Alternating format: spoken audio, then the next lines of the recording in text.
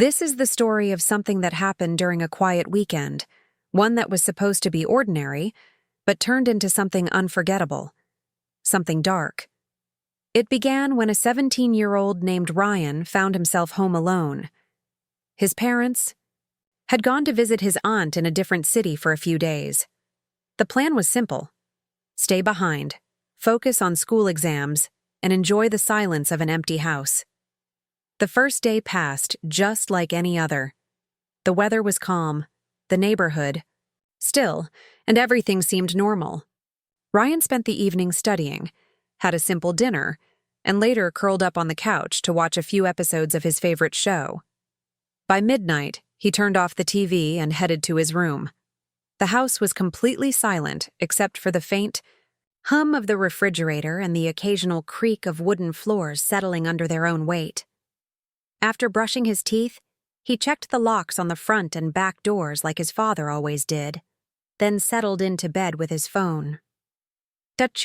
Hour passed as Ryan scrolled through social media, replying to a few messages and watching short videos to help himself relax. Outside, the wind rustled softly through the trees, and the faint sound of a distant car could be heard on the empty road. Just as he was about to set the phone aside and try to sleep, something strange happened. A knock. Not loud or urgent, but sharp enough to grab his attention. The sound didn't come from the front door or even the hallway. It came from the bedroom window, the one facing the backyard. That was strange. The backyard had no street access, no gate, and no way for anyone to get there unless they went through the house or climbed over a high fence. Ryan sat up, heart suddenly thudding a little faster in his chest. He waited, straining his ears. Maybe it was a branch or an animal brushing against the glass. Still, something about the sound didn't feel natural. There was a pause, then it came again. 3 knocks. Slow, deliberate. It didn't sound like something random. It sounded like someone trying to get attention. For a full minute, he didn't move. He stared at the dark glass of the window, but all he could see was the reflection of his own face and the faint glow of his night lamp. The backyard beyond was swallowed in darkness. No streetlights reached there. No motion sensor lights turned on. It felt like the shadows themselves were watching him. Goosebumps spread down his arms as a chill passed through him, despite the warmth of the room. He didn't dare open the curtains. Instead, he slowly turned off the phone screen and lay back down, pulling the blanket up to his chin. His eyes stayed fixed on the window, every nerve on high alert. For what felt like hours, there was no more sound. Just silence. A deep, uncomfortable silence. His breathing slowed, and eventually, exhaustion began to win. Though his mind remained uneasy, sleep crept in slowly, wrapping him in a shallow rest. The night passed without another sound. But something inside him knew. The knocking had been real. When morning came and the sun filtered through the curtains, the fear seemed almost silly. The daylight made things feel safe again. He even laughed to himself while brushing his teeth, convincing himself it must have been a bird or the wind playing tricks on his mind. But still, curiosity got the better of him. Before breakfast, he stepped out into the backyard to check. That's when he saw them, footprints, not old ones, not faint marks in the dirt, but fresh, clear prints leading directly to his bedroom window. The size looked like a grown man's boot. They didn't come from the side gate or anywhere else, just a straight line to the window, and then back, disappearing into the corner of the yard, where the fence stood tall and unbroken. Ryan stood there frozen, his stomach tightening into knots. Someone had been there, in the dark, watching him, knocking on his window in the middle of the night.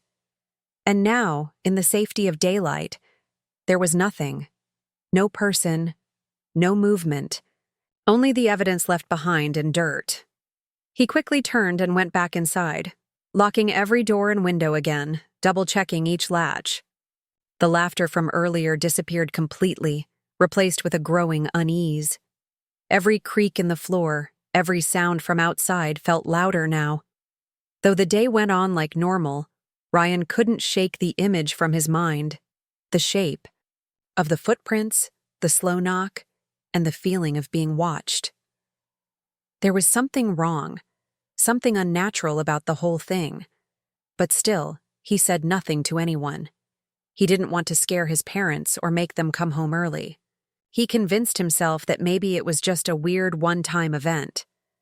Maybe a stranger had wandered into the yard by mistake. Maybe it was just a coincidence. But deep down, he knew better. The knocking had felt too real, too deliberate. Something had been out there that night, just inches from where he had lain frozen in bed. And whatever it wasn't done yet.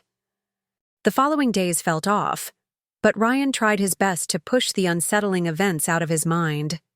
He didn't want to believe what had happened the night before. The knock on the window could have been anything, he told himself, maybe a prank, or just the wind. But deep down, something was different. The air felt heavier around the house, as though the walls were listening, waiting. That next night, Ryan tried to act normal. He went through his usual routine. Dinner, a quick session of homework, and then settling down in the living room to watch TV. But sleep wasn't coming easily. His mind kept returning to the image of the footprints outside his bedroom window, the way the knock had echoed in his ears long after it had stopped. He kept checking the locks on the windows and doors, almost obsessively, every time he moved through the house.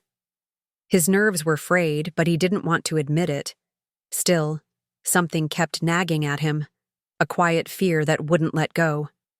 The evening passed quietly, but as the night wore on, Ryan decided he couldn't sleep in his own room again. It felt wrong. The thought of that dark window, those foot-shaped prints in the dirt, made his heart race.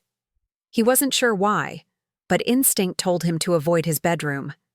He moved a blanket and pillow into the living room, leaving the lights on and the TV softly playing in the background. But despite his precautions, the house felt eerily silent, too quiet, like something was waiting. Around 2 a.m., Ryan's eyes fluttered open. It was a strange feeling, like being pulled out of sleep by something he couldn't name. His body felt tense, and his breathing shallow, as if someone was standing just beyond the reach of his senses. He sat up slowly, feeling the weight of his own pulse echoing in his ears. It wasn't the noise of the TV.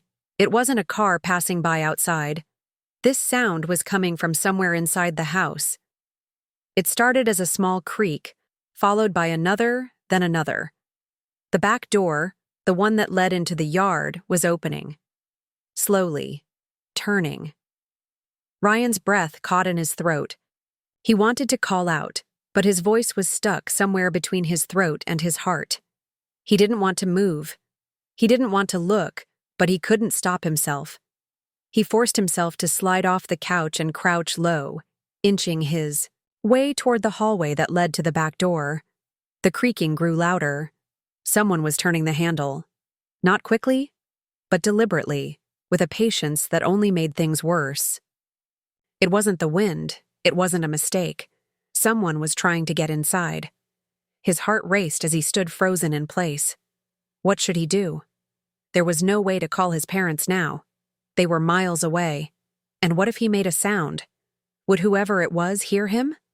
Ryan slowly moved down the hallway, keeping to the shadows, his footsteps quiet as he approached the back door. He didn't dare get too close. Instead, he crouched behind the wall near the door, his eyes fixed on the handle. The handle shook. Again, and this time, there was a faint click. The door didn't open, but it was no longer locked. Ryan could hear breathing now. Heavy. Someone was standing just outside, right there, just inches from where he was hiding. He wanted to run, to scream, to do something, anything. But all he could do was wait and watch. His legs felt numb, as if he was glued to the floor. The faintest rustle of fabric against the wood, a soft shuffle of feet, told him the person was still there, still waiting. His mind raced through possibilities. Maybe it was just someone looking for help, maybe a delivery person who had gotten lost, or a stranger who had mistaken the house for something else. But the thought that crept in that cold realization was the one that made his blood run cold. Whoever this was, they had to know the house was empty. They had to know he was alone. The handle stopped shaking. The silence felt thick, suffocating. And then, just when Ryan thought the moment would last forever, he saw something through the crack in the doorframe. A shadow. A figure standing outside. It was tall, thin, almost unnatural in the way it moved. The shadow seemed to shift, to stretch, as though it was more than just a person. No one had any business being out there. Not at this time of night. Not in this part of town. Ryan's pulse quickened. The figure outside didn't seem to notice him, didn't seem to care about anything at all. The person just stood there, motionless, staring into the house. The air seemed to chill around Ryan as he crouched lower, hoping that whoever it was wouldn't spot him, wouldn't see him peeking through the crack.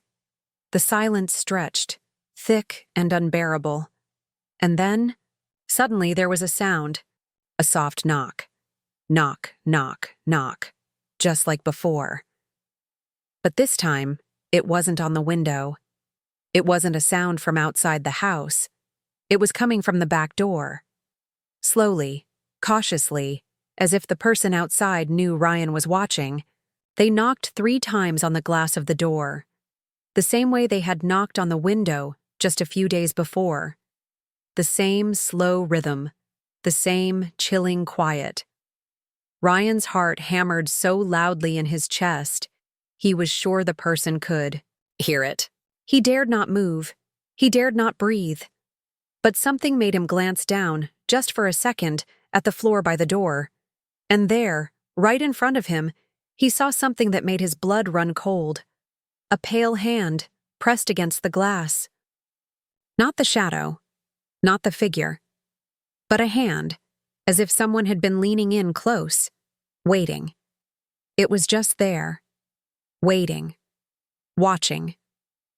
The sight of the pale hand pressed against the glass left Ryan frozen in place, his heart racing. He didn't know what to do, where to go, or even if moving would make a difference. The figure outside hadn't made any more noise, but Ryan could still feel the air shift, feel the presence just beyond the door, lingering. His eyes were locked on that hand, watching as it slowly slid down the glass. The movement was subtle, but it was enough to make Ryan's skin crawl. It was as if whoever was out there knew he was inside, knew exactly where he was hiding. The silence was suffocating. Every breath Ryan took felt louder than the last, and every creak of the house seemed amplified. He couldn't tear his gaze away from the door, unable to move, unable to make a sound. His mind raced, jumping from one thought to the next. Should he run? Should he hide? Should he call for help? But he knew his phone was in the living room, and there was no time to grab it without risking being heard. The figure outside had to be aware of him now. How could they not be? The door creaked again, this time the sound unmistakable. The figure outside had shifted, and Ryan could hear them slowly walking away. His heart skipped a beat. Were they leaving? Was it over?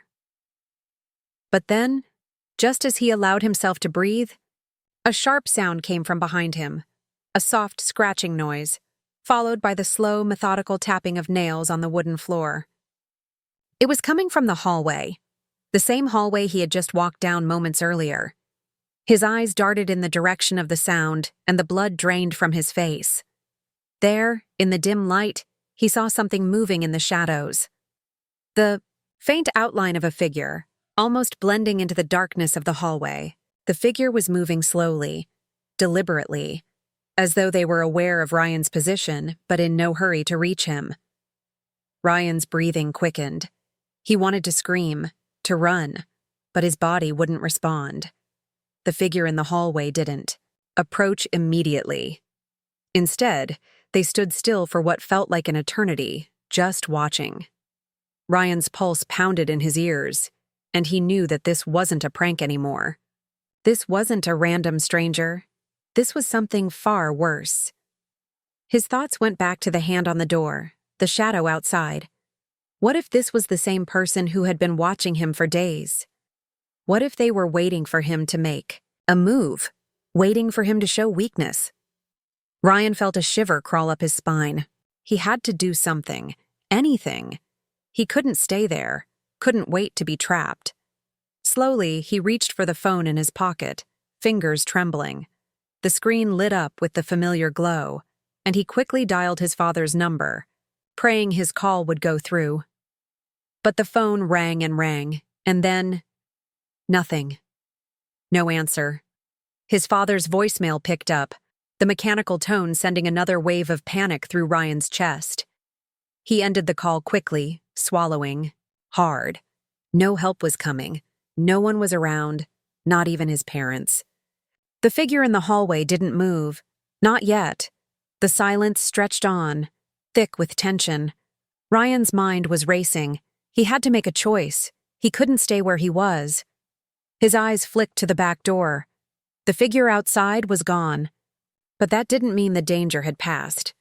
Slowly, he crawled to his feet, his legs unsteady beneath him. The hallway felt miles long, every step echoing in his mind. Should he run? Should he leave the house and try to find someone? Or should he stay, hoping the figure would leave him alone? Every second felt like a lifetime. His eyes stayed glued to the hallway as he crept forward, inching toward the living room. The figure hadn't moved, but Ryan could feel their presence in the air, the coldness creeping up the back of his neck, making him feel as if he were being watched.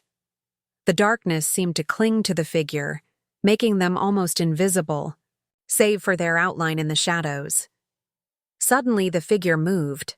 It was quick, too fast for Ryan to react, and before he could make a sound, they were already standing right in front of him.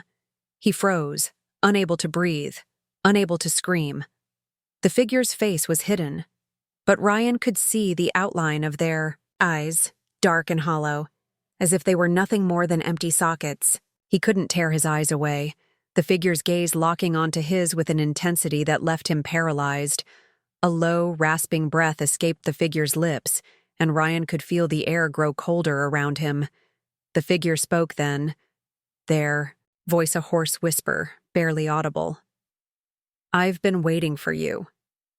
Ryan's heart stopped. The words sent a shockwave of fear through his entire body. His stomach churned, his knees weak. He wanted to run, to scream, to fight back, but his body wouldn't cooperate. The figure took a step closer, their presence suffocating. "You can't escape," they said, their voice still a whisper, but laced with an unmistakable threat. It was as if they knew every thought in his head, knew his deepest fears. Ryan's legs buckled beneath him, and he collapsed to the floor, his back pressed against the cold wall. The figure took another step, closer this time. Ryan's eyes flicked to the door, his only chance of escape. But before he could move, before he could even think, the figure reached down and grabbed his wrist, their grip cold and unyielding. The fingers dug into his skin, and Ryan cried out in pain, the coldness of the touch sending shockwaves through his body. The figure didn't say another word. They just pulled him toward the hallway, dragging him across the floor. Ryan fought back, struggling to break free, but the figure's strength was overwhelming. As they dragged him away, Ryan's mind raced. What did they want? Why had they been watching him? What had he done to deserve this? He didn't know, but one thing was certain. He wasn't going to let this person, this thing, take him without a fight. His fight for survival had only just begun.